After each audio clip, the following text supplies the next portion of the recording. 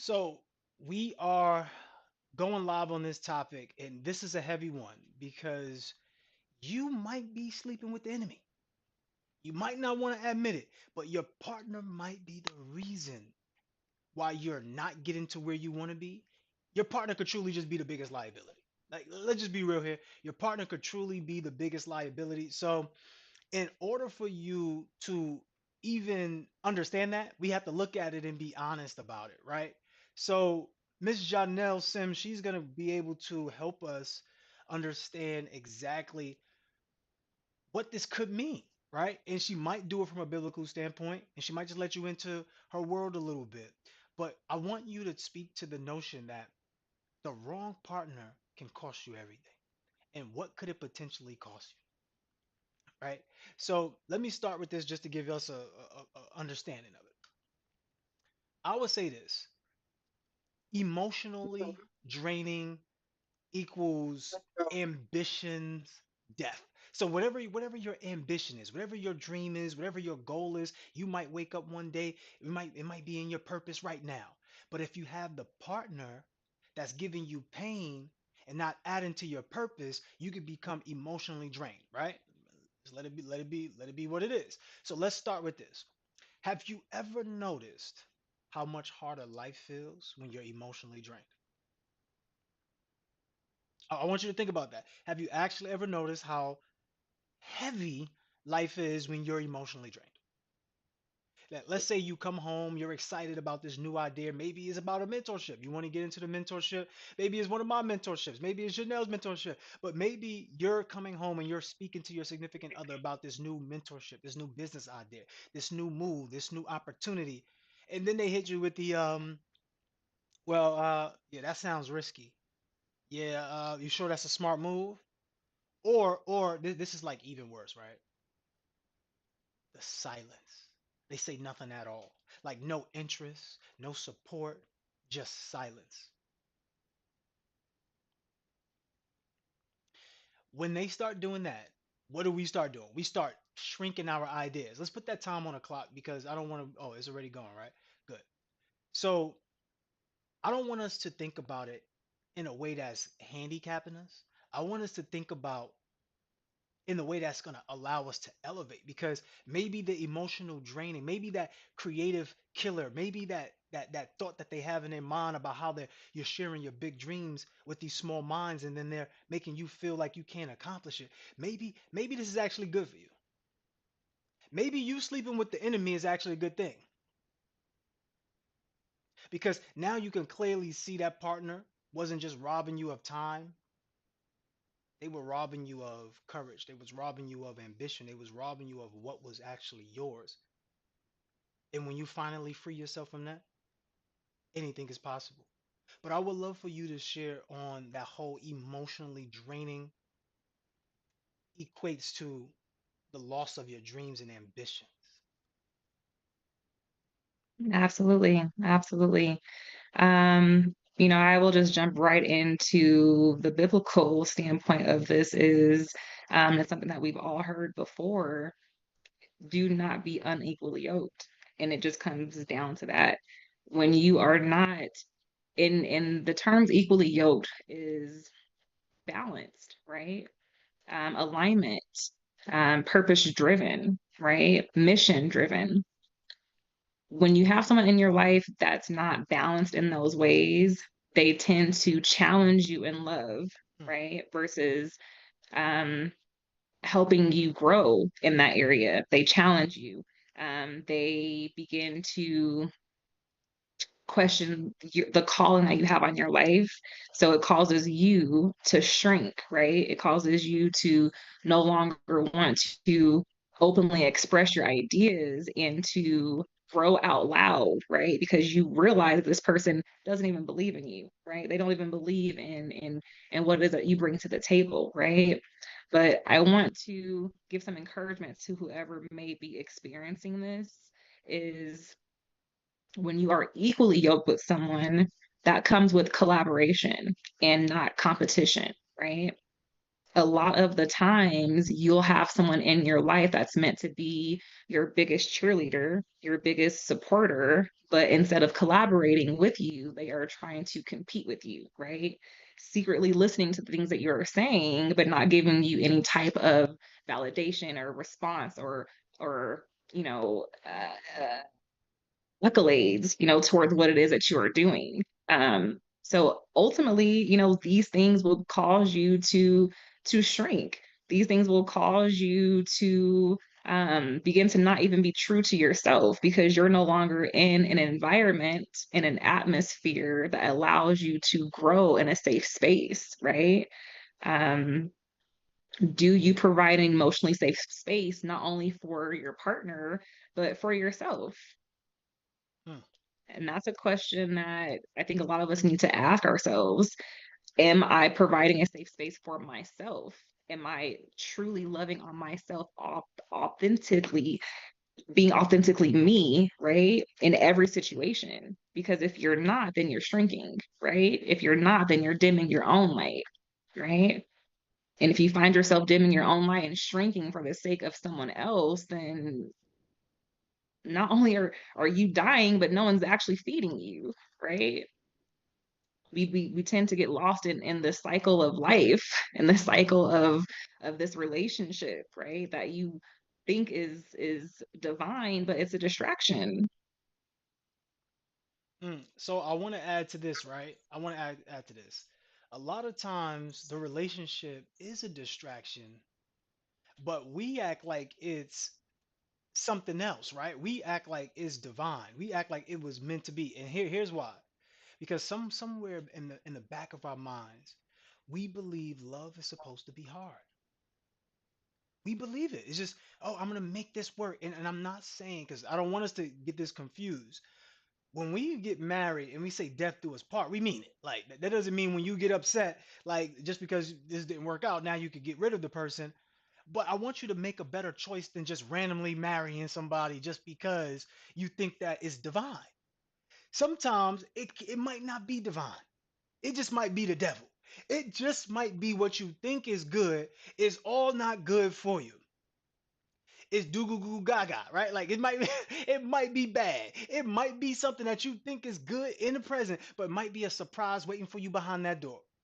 So do you have Yeah. discernment, right? Because the wrong partner just won't rob you of the time that you had spent with them, but the courage to get up to be who you are. Sometimes we lose ourselves in the identity of looking to be with someone else. Because as I mentioned, most ladies, I know you might not get this. You might say I'm making a mistake on this, but I want you to understand.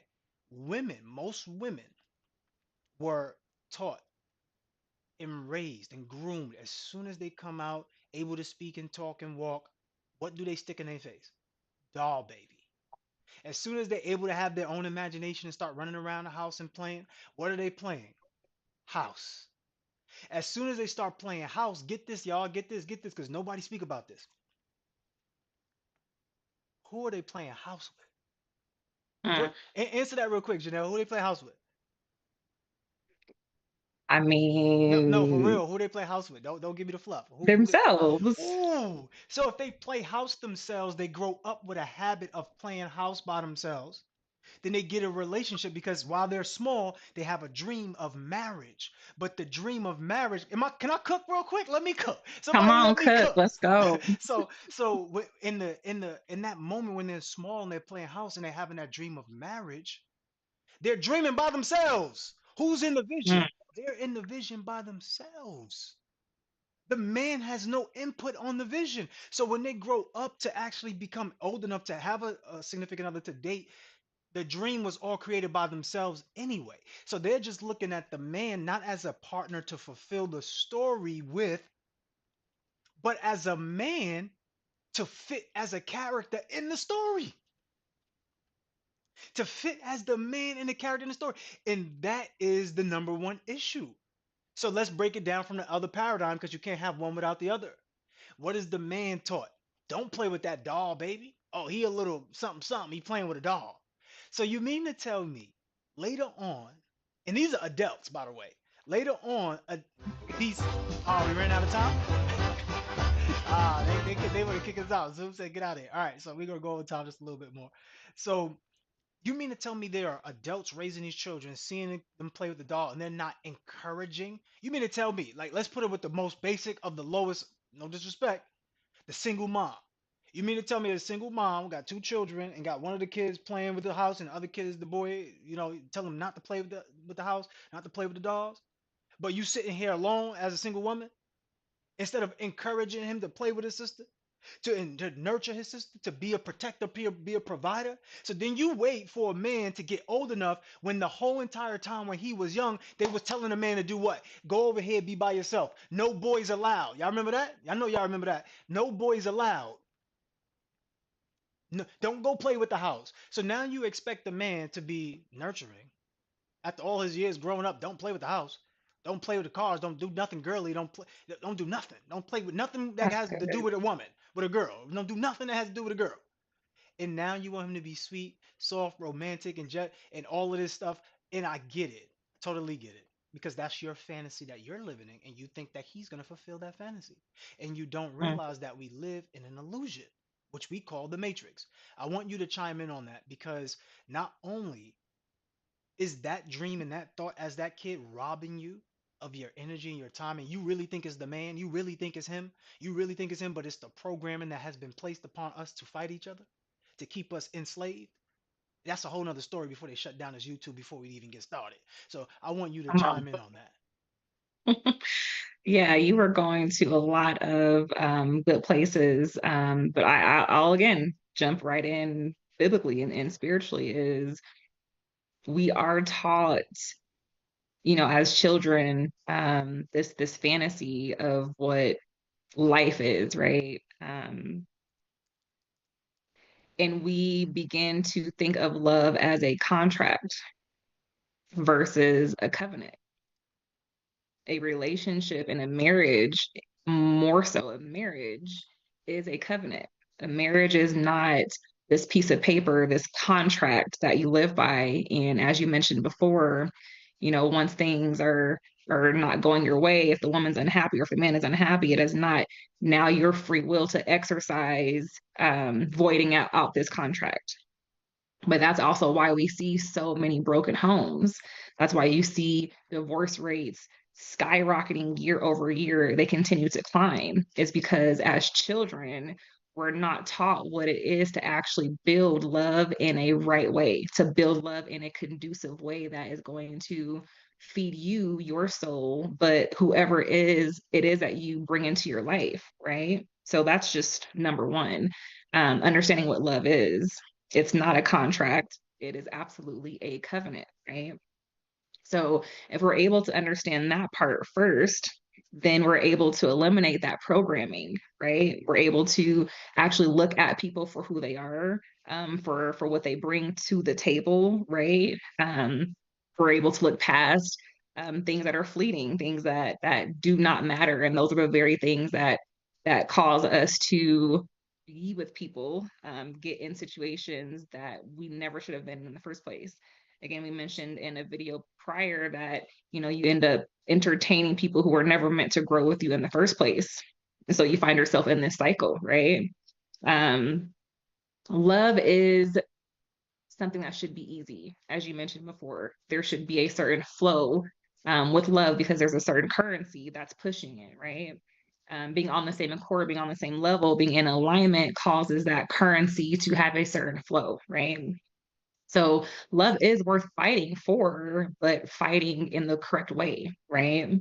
That's also a misconception. I feel like you are to fight for your marriage. You are to fight for what it is that you have. Um, and because again, I have to talk about this from a spiritual standpoint. Um, God loves us in spite of us, right? Neither one of us are perfect. No one on the line watching is perfect. And until the day that God calls you home, you will not live this life and have one perfect day. That's a fact. So when it comes to love, we think it's impossible to find love in that way, in that aspect, to where you have that agape love or someone loves you in spite of you. That is kind of what marriage is, right? Understanding the marriage is a covenant, right? And not a contract. A contract you can just easily void. A contract you can easily just, both parties agree and now it's you're free to move on. But when you understand that love is a covenant and you understand that God loves you in spite of you, you begin to have a different fight when it comes to who you choose in your life. So again, love is worth fighting for, but in the right way. So a lot of us, though, we're fighting for the person who God is actually trying to remove from your life. But because it's familiar to you, it's something that you know, right? You're fighting for this person to remain in your life when that's something that you should just let go. It's something that you should just release, right?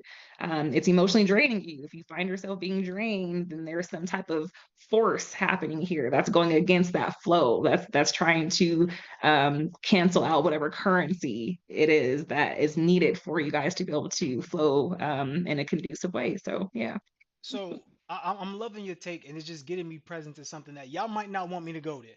Let me know in the chat if I can go there. Let me know in the chat because I don't think y'all want me to go there. Like I will take us where we don't want to go, but where we probably should be going because we need to be there. But what do you say? You let me know first, since I have you up here live. Yeah, you let me know. Let's do it.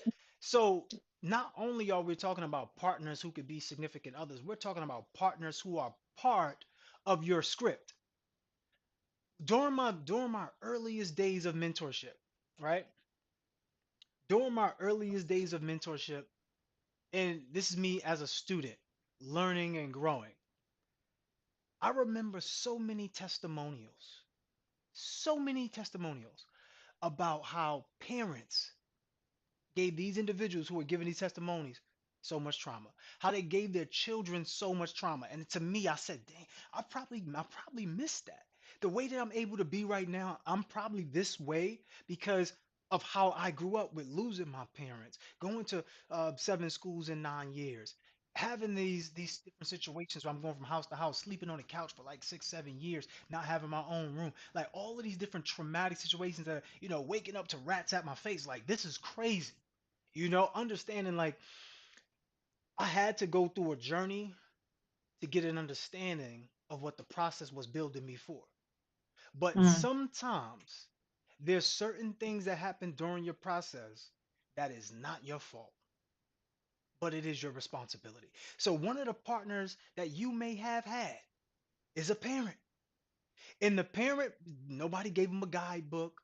Nobody told them exactly how to parent and how to navigate these waters, but these waters could be treacherous. But what did happen was this: we love based upon how we were taught to love. Who taught you how to love? Did the person who taught you how to love, did the person who teach you how to love, were they individuals who someone sat them down and taught them how to communicate?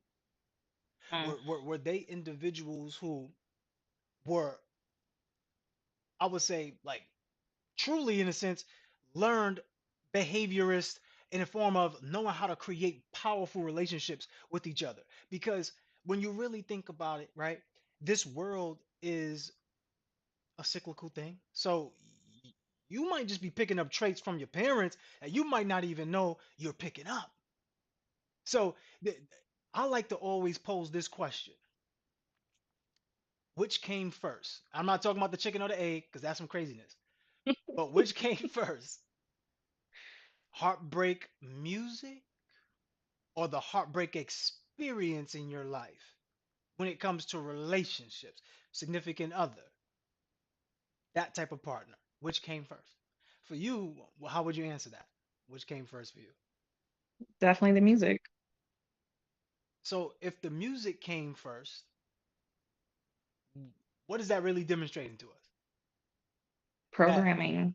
there we go. So sometimes the wrong partner may not even be the person that you're sleeping with, but it may be the person that gave you birth. Mm, We don't want to go there though. We don't want to go there. We don't want to go there. And I understand some of us do take it there. And I'm not saying that it's your fault.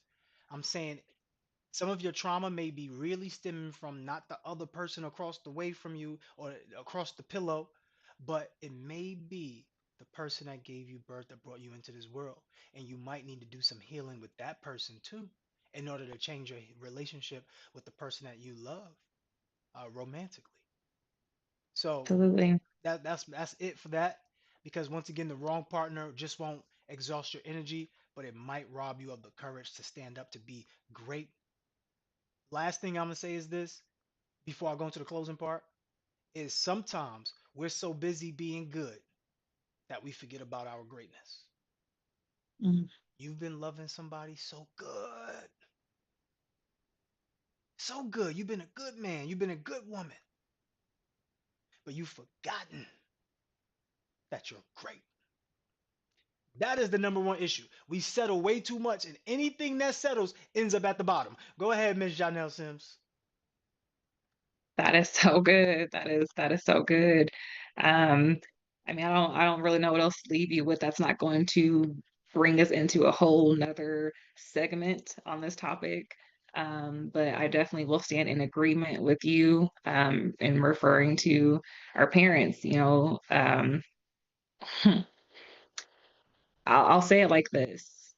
I agree that some of us, some of our parents have caused trauma, right? Some of our parents may have been kids raising kids or may Mm, have had things that were not healed in their life before they had kids. Whatever the situation is, it is up to us to heal from those things. You mentioned it earlier that you it's not your fault what happens to you, but it is your responsibility to heal. It is absolutely your responsibility to heal. No one is going to do it for you. No one is going to figure it out for you. And as harsh as that may sound, it's a harsh reality, and it's a harsh reality that each and every one of us lives in. It's whatever cards that were dealt for you and the cards that were dealt for me. I have to play my hand. You have to play your hand.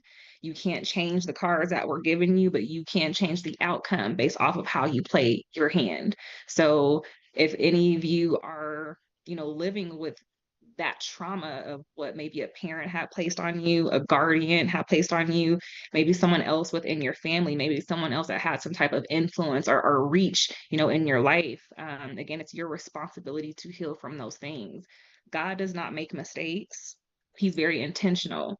He's a good God. He's a gracious God. And God always prepares you before he propels you.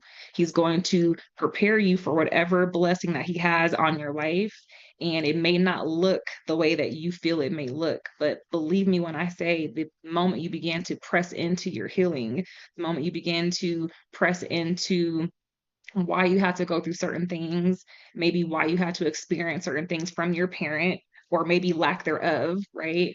God will begin to elevate you in such a way that only He can do.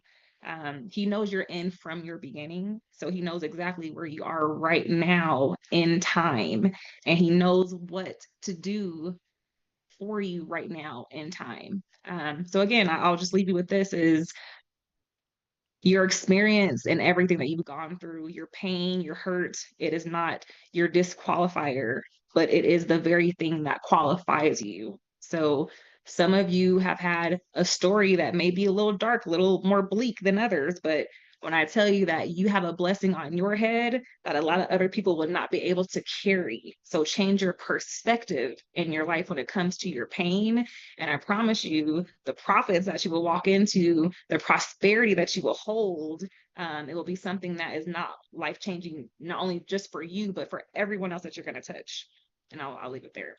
okay, I want to touch on this last part just to round it out because I heard it, I saw it in the chat, and it was about the music, right? Like, I want you to really think as a kid, growing up, were you singing songs that you probably shouldn't have been singing? Were you singing and watching movies you probably shouldn't have watched when you didn't even know what the words were about anyway? But you were singing it with your heart out and your passion.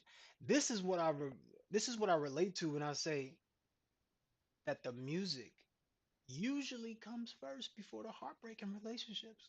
And you can look and examine in your own life. Not everybody's gonna have the same story, but you can look and you can examine in your own life and see exactly what I'm referring to. So if you realize this thing is a spiritual space and you manifest from your inward what you see on the outward.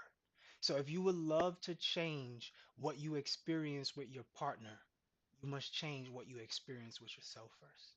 Because the wrong partner can cost you everything and not just exhaust you of your energy, but it can rob you of your courage to go after what is yours. So if this message has hit home for you, if this is a little bit too close to home, I want you to think about this. It may be time to ask yourself the hard questions. And the question might be, am I building my future with someone who's adding to it or someone who's subtracting from it? Choose your partner like your future depends on it because I'm telling you it does. So we're gonna Yes. do another live. We're gonna go live again. We're gonna close this one up. We're gonna go live again, and we're gonna talk about the next topic. It's still gonna stick inside of this topic here, but we're going to break down, just the sleeping with the resistance, just this whole idea of loyalty being a lie. Like we want to break that down. So we're going to do that for you. Once again, if you haven't subscribed, you haven't liked, go ahead, like, subscribe, share this out, let other people see this that can get benefit from. If you think this is powerful, leave some comments, let people see what's going on. Peace, love, and beautiful energy. I am out of here. That is a wrap. I'll see you on the next live.